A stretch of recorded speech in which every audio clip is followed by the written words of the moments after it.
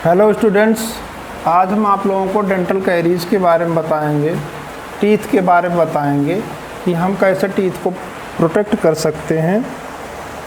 और देखिए, पहले समझ लेते हैं हम लोग टीथ के ऊपर जो सबसे हार्डेस्ट लेयर होती है उसको हम लोग नाम देते हैं इनेमल, और इनेमल लेयर के नीचे होती है डेंटाइन, और डेंटाइन के नीचे होती है पल्प कैविटी। तो आप इसका ऐसे देख सकते हैं फिगर, ये मान लीजिए कि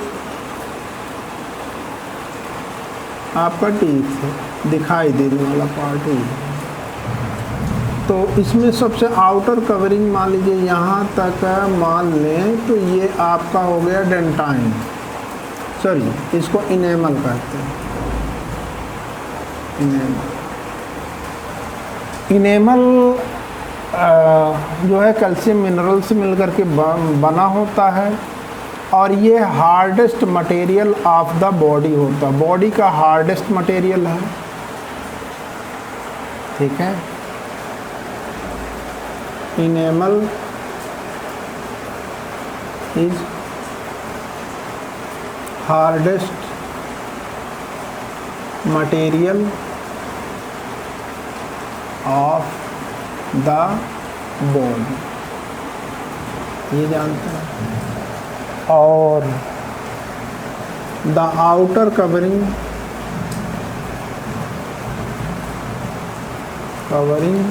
ऑफ टीथ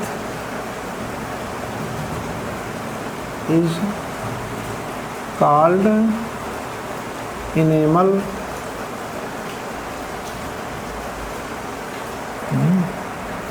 और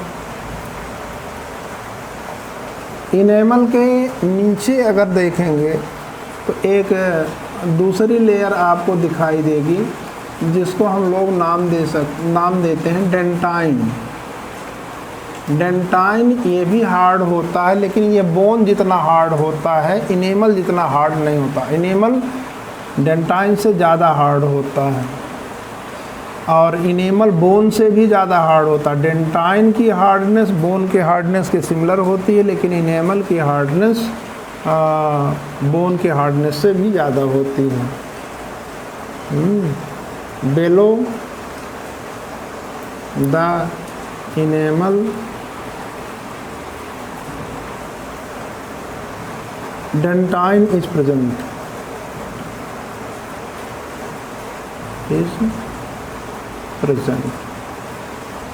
और अब इसके बाद डेंटाइन के बाद अगर हम लोग देखेंगे तो यहाँ पर हम लोगों को दिखाई देगी पल्प कैविटी।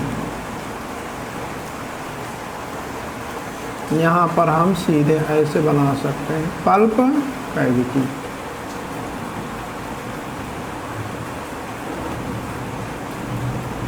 पल्प कैविटी के अंदर हम लोग देखेंगे तो इसमें हम लोगों को नर्व्स और ब्लड वेसल्स दिखाई देंगी।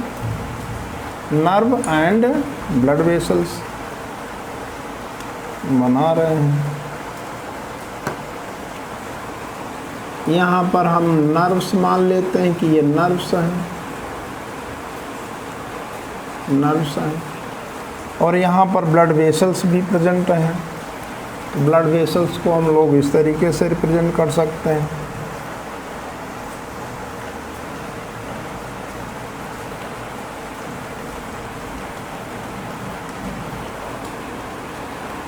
यहाँ पर ब्लड वेसल्स हैं,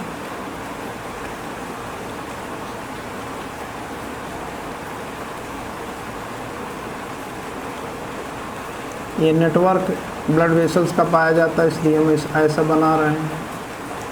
ये नर्व है और ये ब्लड वेसल्स है। ठीक है, इसमें हम लोग ये कह सकते हैं कि बेलो the dentine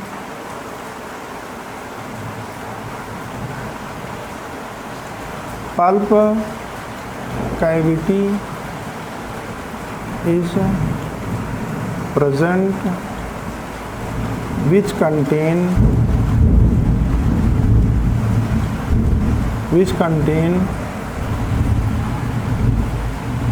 nerves and blood vessels.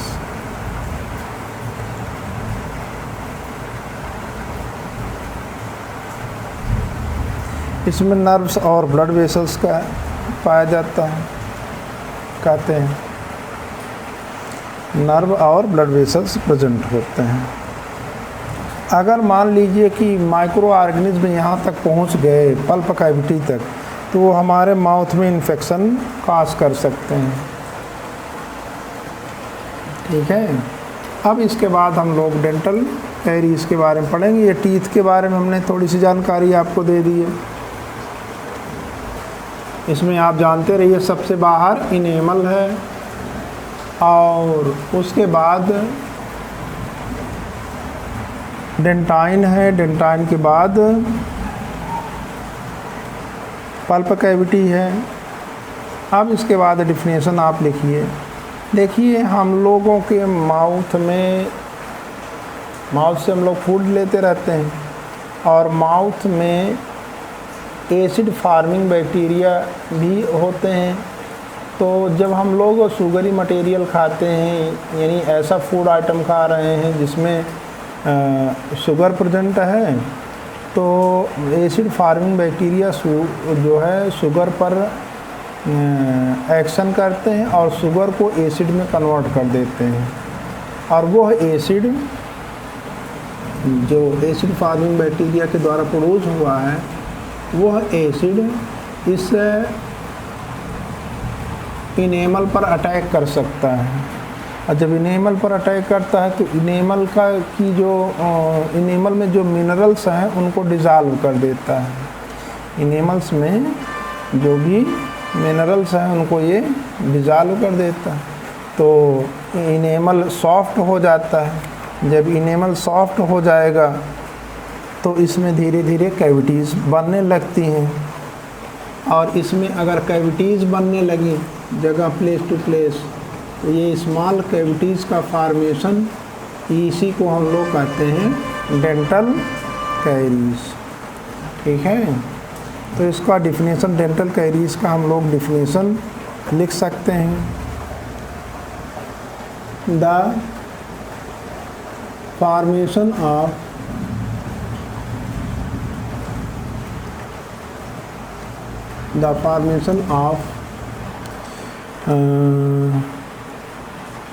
small cavities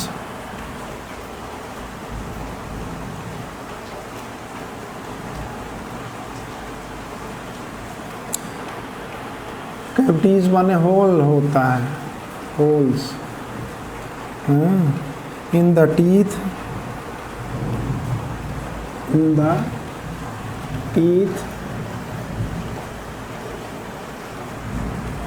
due to action of acid forming bacteria, due to action of acid forming bacteria and improper dental care, improper dental care is called dental caries। इसको हम लोग dental caries के नाम से जानते हैं, dental caries. यह हो गया। अब डेंटल कैरीज, अब जैसे इनेमल अगर मान लीजिए धीरे धीरे सॉफ्ट हो जाएगा, तो पूरा ये टीथ का अपर पोर्शन ये कमज़ोर हो जाएगा। और ये होगा जब इसमें से मिनरल्स निकल जाएंगे तब, तो इससे टूथ डिके भी होता है। इसलिए हम लोग लिख सकते हैं इस चीज़ को, ऐसे भी लिख सकते हैं। अब ये डिफिनेशन के बाद आप लिखिएगा।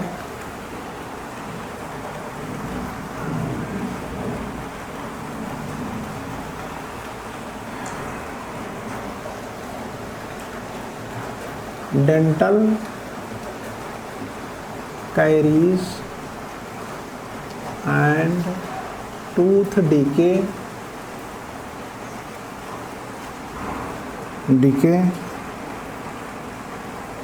takes place due to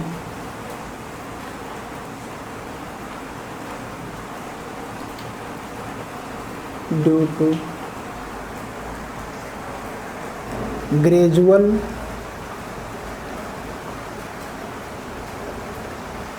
softening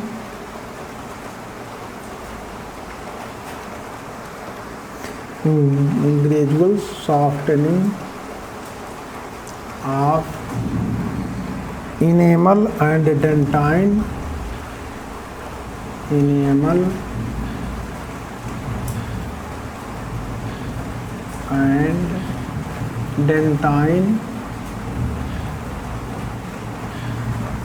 enamel और डेंटाइन में अगर धीरे धीरे ग्रेजुअल इसमें सॉफ्टनिंग हो तो उसके कारण होता है। ठीक है, यह आप एक पॉइंट में आपने मान लीजिए लिख दिया। अब इसके बाद तो यह ग्रेजुअल सॉफ्टनिंग ऑफ मिनरल कब स्टार्ट होता है, अगर उसको देखें तो आप इसको कह सकते हैं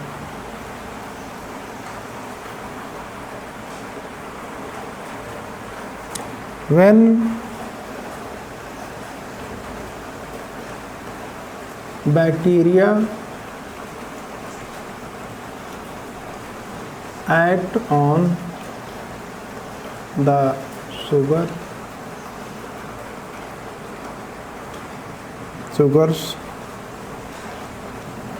bacteria act on the sugars and produce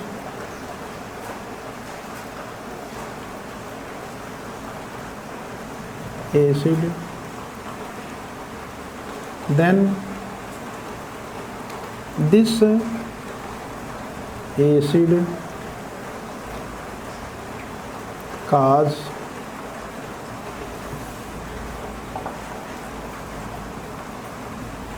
gradual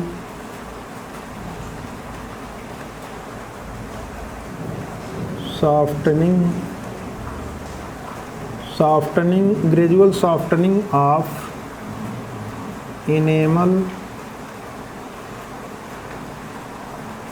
and dentine by demineralization.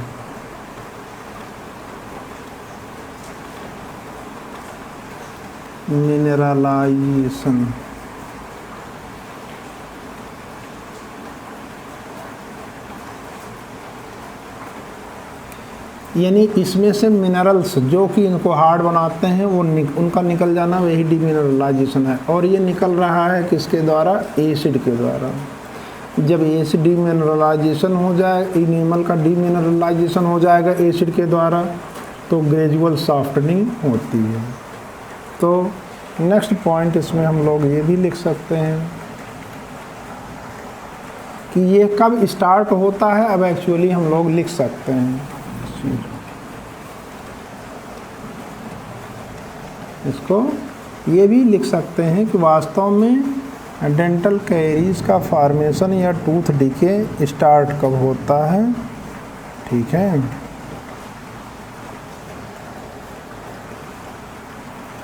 Tooth decay और डेंटल कैरीज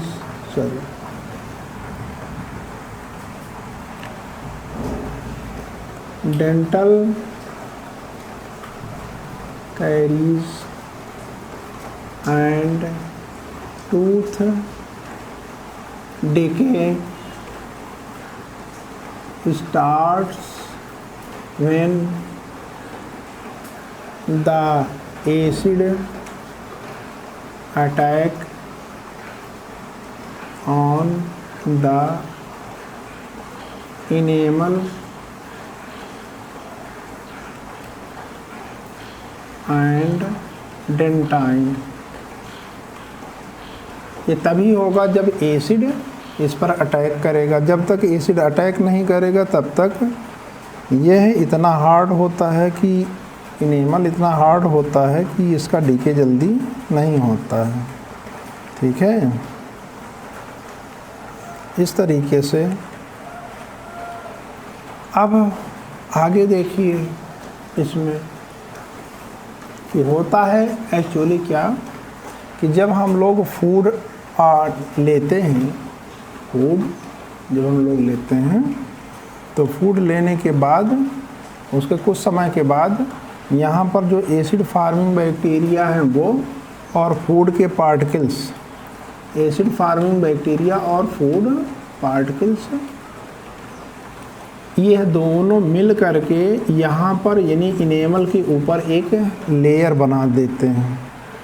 उस लेयर को हम लोग कहते हैं डेंटल प्लेक। यहाँ पर लेयर बन रही है, ये लेयर येलोइश कलर की हल्का होती है, हम ब्लैक इस बना दे रहे हैं। यहाँ पर एक लेयर बन जाएगी, इसमें फूड पार्टिकल्स हैं और बैक्टीरियल सेल्स हैं, इनके ऊपर लेयर बना रही है। ठीक है, देखिए हमारे माउथ में जो सलाइवा प्रोड्यूस होता है वो सलाइवा एल्कलाइन नेचर का होता है। ठीक है, और जब ये लेयर बनती है जिसको कि हम लोग नाम देते हैं dental plaque, dental plaque, dental plaque कहते हैं। अगर ये बन जाती है तो सलाइवा का प्रभाव आपके डेंटाइन तक नहीं जाएगा। और इसमें क्या क्या प्रेजेंट है डेंटल प्लेक में? बैक्टीरियल सेल्स हैं और फूड पार्टिकल्स हैं। तो वो बैक्टीरियल सेल फूड पार्टिकल्स पर एक्शन करेंगे, एसिड बनाएंगे और वो एसिड अटैक करेगा आपके इनेमल के ऊपर अटैक करेगा। ठीक है, और फिर इनेमल की सॉफ्टनिंग होगी डीमिनरलाइजेशन के द्वारा, यानी इसका इनेमल का डीमिनरलाइजेशन शुरू हो जाएगा एसिड के कारण। और जब डीमिनरलाइजेशन जैसे जैसे होता जाएगा वैसे वैसे ये डेंटाइन सॉफ्ट होता चला जाता है। तो इसको हम लोग इस तरीके से लिख सकते हैं। नेक्स्ट पॉइंट में हम लोग मासेज, मासेज माने ग्रुप होता है।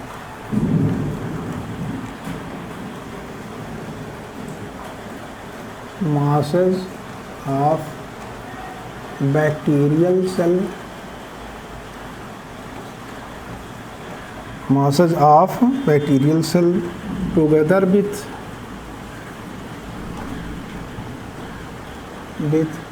food particles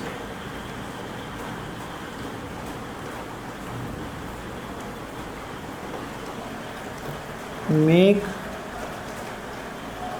a layer on the tooth enamel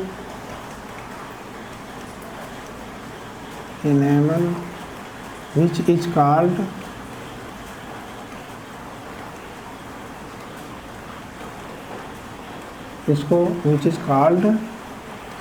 इसको हम लोग नाम देते हैं dental plaque.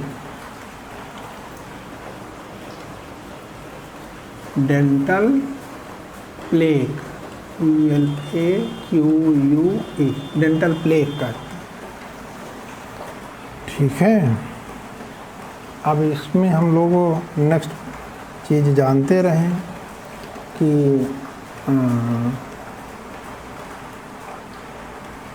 Saliva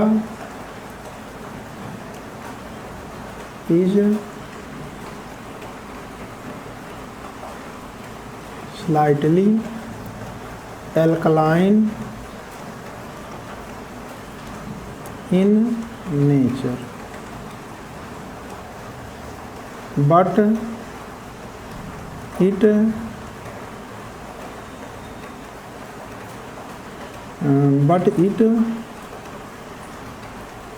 does not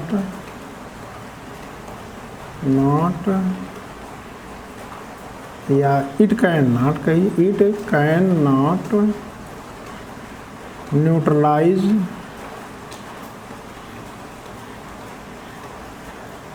neutralize the acid, ये एसिड को न्यूट्रलाइज नहीं कर पाता है। कारण क्या है? सलाइवा जबकि एल्कलाइन नेचर का है और ये एसिड को न्यूट्रलाइज कर सकता है लेकिन कर नहीं पाता है।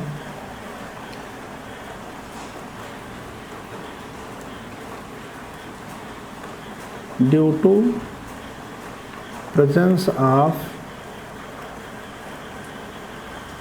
Dental plaque. डेंटल प्लेक आप कह सकते हैं कि ये भी कि यह डेंटल प्लेक सलाइवा को एसिड पर अटैक करने से रोकता है। यह डेंटल प्लेक सलाइवा को एसिड तक जाने ही नहीं देता है। इधर जो एसिड बन रहा है उसको तो यानी बाहर की साइड में जो एसिड बन रहा है उसको सलाइवा न्यूट्रलाइज कर लेगा, लेकिन जो अंदर की ओर बन रहा है, डेंटल प्लेक के अंदर बन रहा है, उसको ये न्यूट्रलाइज नहीं कर पाता है। ठीक है, तो अब इसमें यहाँ क्वेश्चन बनता है कि हम लोग अपने दांतों की सुरक्षा कैसे करें। हमारे दांत तो बड़े, हमारे टीथ बड़े मुश्किल में रहते हैं। तो हम लोग अगर मान लीजिए कि इस डेंटल प्लेक की लेयर को हम लोग ब्रेक कर दें, तो इसको जब हम लोग ब्रेक कर देंगे टूट जाएगा, तब एसिड का इस पर प्रभाव नहीं आएगा और जो एसिड मान लीजिए बनेगा भी माउथ में तो वो सलाइवा के द्वारा न्यूट्रलाइज कर दिया जाएगा। ठीक है, तो इसलिए हम लोग कह सकते हैं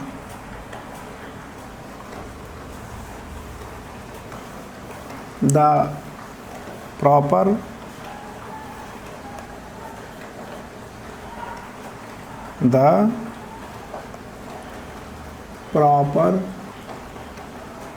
brushing of teeth after eating food and before the formation of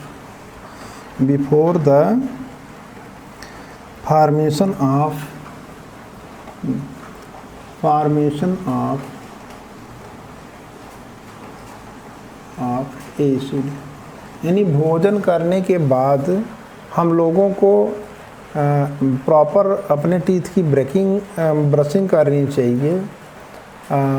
लेकिन यह देखिए कि भोजन करने के बाद इतना समय गए यानी टाइम गैप इतना मत लीजिएगा कि एसिड बनने लगे और बन जाए इसके बाद आप ब्रशिंग करें, ऐसा नहीं। एसिड बनने से पहले यानी भोजन करने के कुछ समय बाद ही आपको ब्रश कर लेना चाहिए। The proper brushing of teeth after eating food and before the formation of acid break the layer of dental plaque dental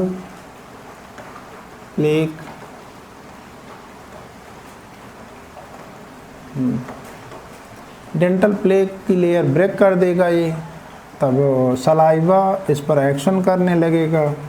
saliva action करेगा तो यानी एसिड को सलाइवा तब न्यूट्रलाइज कर सकता है। ठीक है, और आपका ये इनेमल डिमिनरलाइज होने से बच जाएगा। The proper brushing of teeth after eating food and before the formation of acid break the layer of dental plaque. So we can say नहीं। अब इसमें and prevent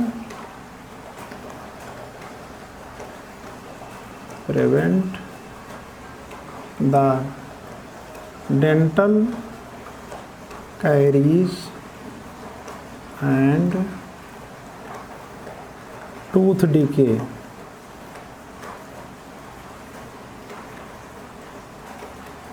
ये टूथ डीके को रोकता है। नेक्स्ट पॉइंट में और हम लोग लिख सकते हैं इसमें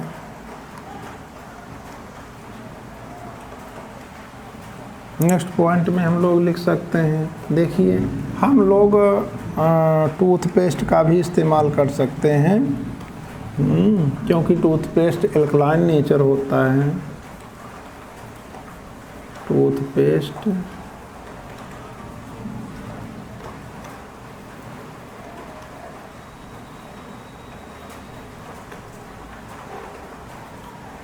toothpaste is alkaline in nature, so it also help to protect the teeth। यह भी टीथ को की सुरक्षा करने में मदद करता है। अगर मान लीजिए कि डेंटल कैरीज हो ही गया है किसी को, तो डेंटल कैरीज में अगर कैविटी, अब डेंटल प्लेक को हम हटा दे रहे हैं, ठीक है, इस लेयर को हम हटा दे रहे हैं। अगर मान लीजिए कि यहाँ पर डेंटल कैरीज हुआ और डेंटल कैरीज होने से मान लीजिए यहाँ पर जो कैविटी बन रही है वो कैविटीज़ आप समझ लीजिए कि कहाँ तक पहुँच रही है, ये पहुँच रही है आपके पल्प कैविटी तक। तो बहुत से जो माइक्रो ऑर्गेनिज्म होते हैं वो आपके पल्प कैविटी तक, आपके टीथ के पल्प कैविटी तक पहुँच जाएंगे और वहाँ पर ये इन्फ्लामेशन पहुँच करके इन्फेक्शन काज कर सकते हैं, इन्फ्लामेशन काज कर सकते हैं, ठीक। और इसका मतलब ये हुआ कि अगर हम लोग डेंटल कैरीज का जो है ट्रीटमेंट नहीं करवाते हैं, in absence of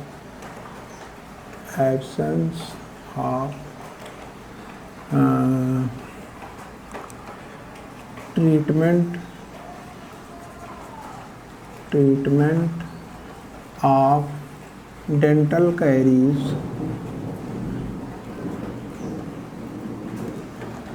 the microorganisms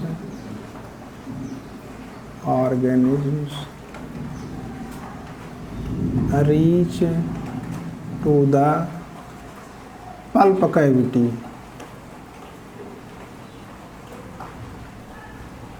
pulp cavity तक पहुंच जाएंगे,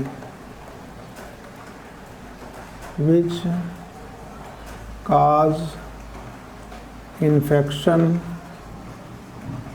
and inflammation।